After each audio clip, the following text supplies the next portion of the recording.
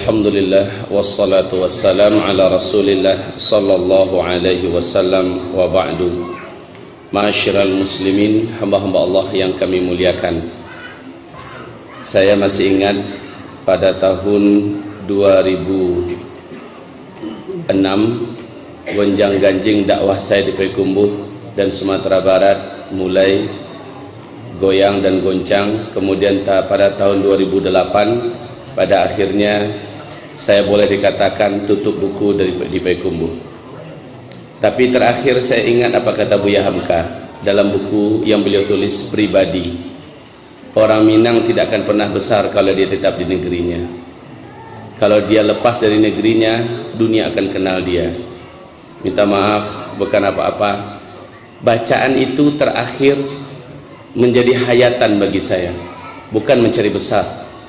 Tetapi pada kenyataannya memang orang Minang di luar ternyata lebih mudah diterima oleh orang dibandingkan di dalam negerinya sendiri. Kaum muslimin, hamba-hamba Allah yang kami muliakan, Ustadz Zulkifli yang tampil di depan Bapak Ibu sekarang saya rasa tidak asing lagi, tetapi mungkin masih dengan image yang dulu. Ini adalah Ustadz teroris. Ustadz yang diisukan sebagai Ustadz teroris ini sekarang sudah menjadi guru tetap di Mabes TNI Jakarta. Takbir!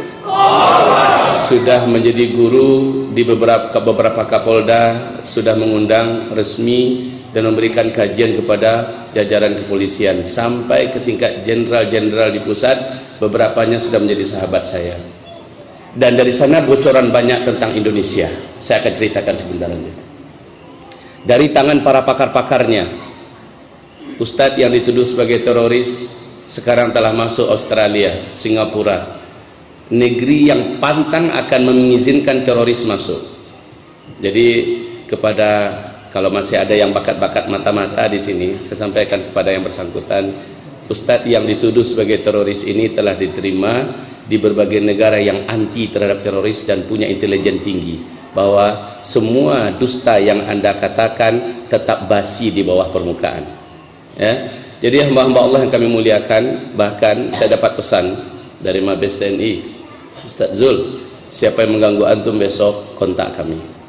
Ini minta maaf kalau ada yang masih nuduh-nuduh saya sebagai teroris. Insya Allah dapat berhadapan langsung dengan yang paling penting di negeri ini.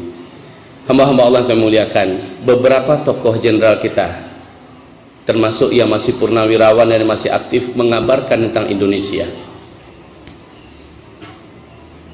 bahwa 2018 Indonesia bukan lagi negeri yang aman untuk ditempat tinggali, bukan lagi 2020 tadi dikatakan Ustaz Siddiq. Sekarang kita akan masuk 2016 seperti yang dikatakan Ustaz Siddiq tadi. Kebangkitan Kristen sudah tercanangkan di Indonesia, dan kebangkitan mereka persis seperti yang dikatakan tadi oleh bunda kita, bahwa akan kami jadikan Indonesia seperti Nigeria, mayoritas muslim tapi dipimpin oleh anak Tuhan. Dan Ahok telah menampakkan giginya dengan sangat berani dan garang di daerah yang paling kuat Islamnya dan juga paling kuat maksiatnya, DKI, pusat ibu kota pemerintahan Indonesia, dipimpin oleh seorang Kristen.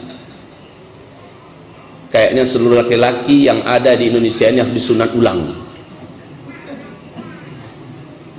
Kemudian kaum muslimin, program akan menjadikan Indonesia dipimpin oleh seorang Kristen ini benar-benar akan menjadi sebuah kenyataan, karena mereka terorganisir dalam skala dunia. Di segi kristenisasinya, seorang pakar misionaris yang memang seorang mantan misionaris akan menyampaikan hal ini secara lugas, vulgar dan tajam pada malam hari ini. Yang kedua, Syiah.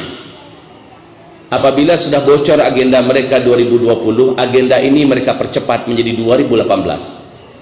Sehingga akhir daripada 2013, saat pertemuan para alim ulama Ahlus Sunnah wal Jamaah di Jakarta, tokoh-tokoh besar kita dengan beberapa badan intelijen kita dari BIN di Jakarta Pusat, pada akhirnya disimpulkan bahwa sesungguhnya Indonesia akan seperti Suriah dalam 3 atau 4 tahun yang akan datang. Ini akhir 2013 mereka umumkan. Sekarang sudah berlalu 2014, 2015, 2016, maka start 2017 atau 2018 Indonesia akan seperti Suriah atau setidak-tidaknya seperti Yaman. Wal'iyadu billah. Kemudian yang ketiga, komunis. Inilah gerakan-gerakan internasional yang sudah terasah dalam revolusi, yang sudah terlatih dalam menumpahkan darah umat Islam di muka bumi. Komunis, kebangkitan mereka di Indonesia sangat masif. Hampir-hampir saja Jokowi, kalau tidak dengan tekanan yang sangat dahsyat dari para tokoh-tokoh kita, daripada umat, Jokowi hampir-hampir saja minta maaf secara resmi kepada komunis di Indonesia. Hampir-hampir saja sejarah komunis yang pernah dihidupkan dalam kurun waktu puluhan tahun di Indonesia dikubur hidup-hidup oleh Jokowi. Karena memang kaum muslimin yang kami muliakan, tidak ada yang dapat menyangkal siapa yang ada di belakang daripada Jokowi. Ini tentang komunis.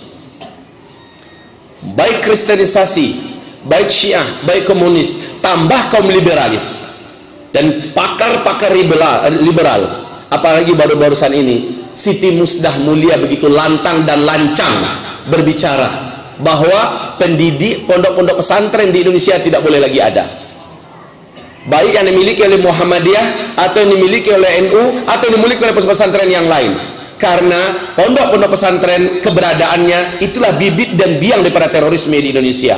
Kemudian dia juga berkata, bahkan harus sekolah-sekolah yang ada di Indonesia pendidikan agamanya ditiadakan.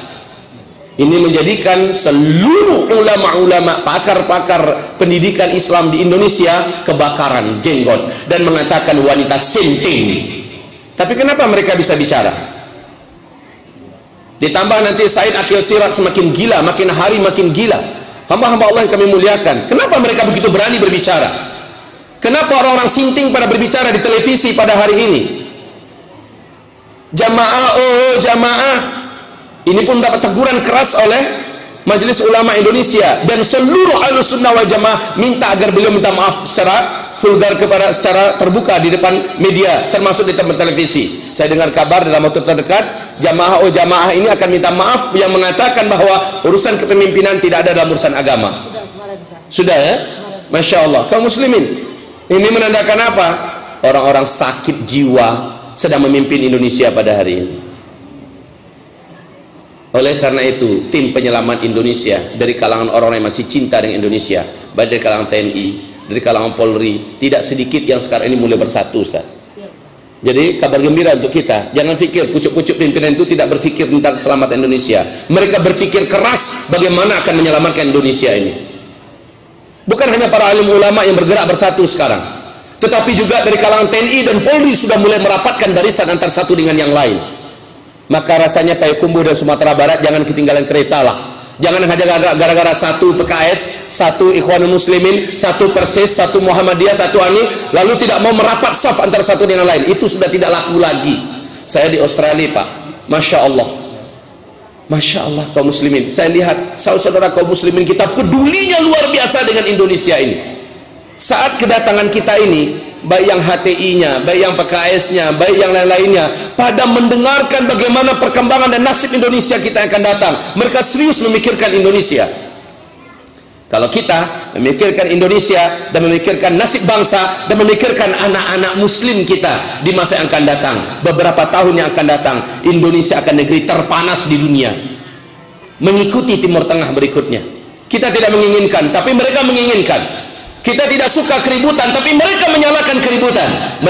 Kita tidak suka perang, tapi mereka menginginkan perang. Dan umat Islam paling anti diajak perang. Tapi kalau sudah diajak perang, pantang untuk mundur. Mereka akan lihat bahwa umat Islam ini pantang kalah kalau sudah perang. Mereka akan ulang di sejarah kotor seperti yang Rusia lakukan di Suriah pada hari ini. Kebodohan nyata. Ulama-ulama dunia mengatakan Rusia akan menguburkan kembali. Mereka akan kirimkan 15.000 bala tentara daratnya ke Suriah. Itu akan menjadi kuburan massal mereka berikutnya setelah dulu di Afghanistan. Kaum muslimin, mereka akan ulang di Indonesia. PKI, coba buat. Kaum muslimin Ahlus Sunnah wal Jamaah menuju kemenangan sekarang di Yaman. Mereka akan buat di Indonesia. Coba buat. Mereka sudah hampir di kalang tanah hari ini di Suriah. Coba buat di Indonesia. Coba buat. Ahlus Sunnah wal Jamaah. InsyaAllah ta'ala ada. Kita ada. Payakumbuh akan menjadi salah satu basis terkuat di Sumatera insyaAllah bila kita bangkit bersama-sama. Allahu Akbar. Baik kaum muslimin, hamba-hamba Allah, kita anti perang, kita anti keributan, tapi kita pantang untuk diganggu. Saat sudah terganggu, coba saja lihat. InsyaAllah ta'ala, saya yakin Bapak Ibu walaupun sholatnya masih bolong-bolong, kalau Islam ini sudah diganggu, pasti akan terbakar gairahnya, akan terbakar amarah dan cemburunya. Betul apa tidak? Baik Bapak Ibu, pada akhir daripada majelis ini, karena agenda dakwah ini begini besar, sementara energi dakwah ini adalah umat langsung, kita tidak disuplai oleh seorang khalifah. Kalau Kristen ada pusat pimpinannya mendunia yang mensuplai dana yang sangat besar. Kalau Syiah ada yang mensuplainya, Iran. Kalau PKI atau komunis, maka ini juga gerakan internasional yang suplai dananya besar. Umat Islam suplai dananya adalah iman daripada masing-masing individunya. Mereka lah yang nanti akan membantu dakwah ini bil anfus wa bil amwal, dengan jiwa dan dengan harta. Tadi saya bakar semangat jamaah saya di GMI. Saya katakan siapkan infak terbaiknya untuk dakwah yang diusung oleh para dai-dai kita ini, karena pembentengan umat Islam memerlukan biaya yang besar. Maka saya pun akan datang bawa keluarga besar saya bilang kami juga siapkan infak terbaik kami. Baik Bapak Ibu, pada malam hari ini ujung daripada acara ini, di samping kita setelah orasi nanti oleh Ustadz Bednan, karena yang paling dinantikan beliau bukan saya. Yang paling diinginkan ceramahnya dan penjabarannya adalah beliau. Insya Allah kita akan dengarkan bersama. Saya juga akan duduk di sana, tapi saya minta izin dulu sama Ustadz ya. Saya izin karena keluarga saya ada yang baru buka berminum tadi. Jadi kami ajak keluar sebentar makan, habis itu kami balik lagi. Jangan terprovokasi saya keluar nanti ya. Saya keluar hanya untuk ajak keluarga makan dulu, habis itu kami balik sebentar. InsyaAllah ta'ala. Baik kaum muslimin yang kami muliakan, mari kita sambut kedatangan tamu-tamu kita yang mulia. Coba lihat bunda kita tadi, seorang diri menghadapi puluhan mungkin ratusan orang, Allah menangkan beliau. Karena kemenangan itu bukan di tangan makhluk, tapi di tangan Allah. Qul ja'al haqqu wa zahaqal batil. Seorang ibu tampil di hadapan sekian misionaris atau sekian pendeta dan sebagainya, Allah tumbangkan mereka. Kebenaran adalah kebenaran. Ketika dia datang, ibarat cahaya di bawah kegelapan yang ada. Satu masjid pun, walaupun cahayanya hanya sebesar ini cahayanya, satu masjid ruangan gelap, datanglah bawa cahaya, kegelapan itu akan hilang. Qul ja'al haq wa zahaqal batil. Jazakallah khair bunda ya. Semoga Allah kekalkan orang-orang semacam bunda, juga seperti Ustadz Bednan Abdul Jabbar ya. Mari simaklah bersama-sama. Wahai hamba-hamba Allah, bukan saatnya kita lagi mau diadu domba sesama kita, bukan saatnya lagi. Saya akan tinggalkan satu pesan. Satu pesan ini menjadi kunci inti. Apa kata Imam Malik bin Anas?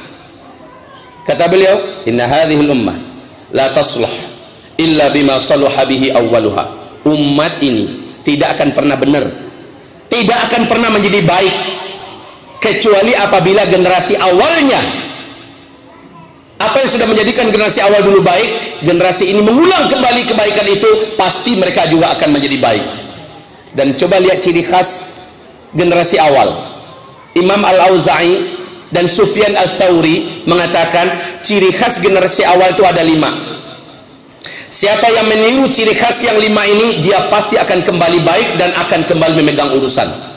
Pertama, khamsun kana alaihinna ashabu Muhammadin sallallahu alaihi wasallam.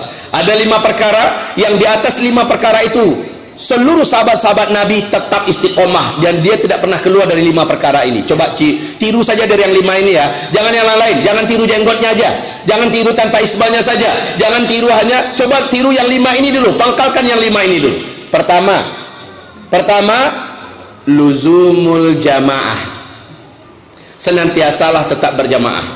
Jangan sendiri-sendiri Pak, saya nunggu nanti khilafah Islamiyah berdiri baru nanti bergabung dalam jamaah. Itu paham yang sesat dan menyesatkan ya.